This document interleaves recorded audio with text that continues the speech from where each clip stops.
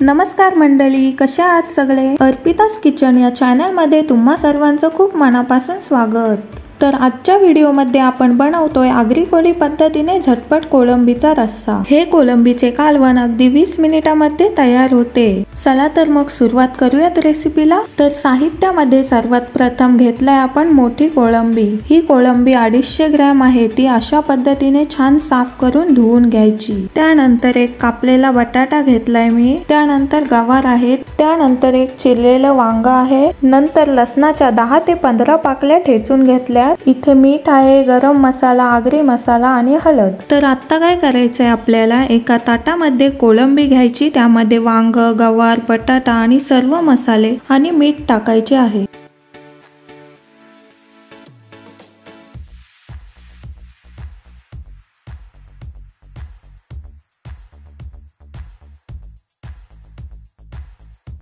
मी दाखवते त्या पद्धतीने जर तुम्ही कोळंबीचे कालवण केले तर ते अगदी झटपट 20 मिनिटांमध्ये तयार होईल। तर आता मी एका पातेल्यामध्ये 2 ते 3 चमचे तेल टाकून घेत आहे।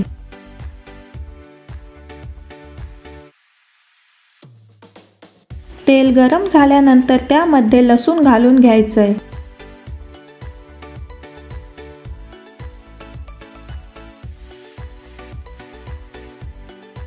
आणि ते गोल्डन कलरचं झालं की त्यामध्ये आपण जे ताटामध्ये सर्व साहित्य मिक्स करून ठेवलं होतं ते टाकायचं आहे आणि 3 ते 4 मिनिटं चांगलं परतून घ्यायचं आहे।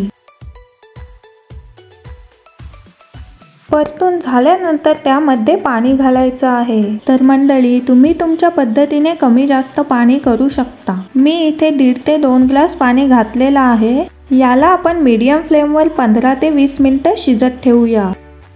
20 मिनिटे झाल्यानंतर त्यामध्ये अर्धा टोमॅटो चिरून टाकायचा आहे आणि खूप सारी कोथिंबीर।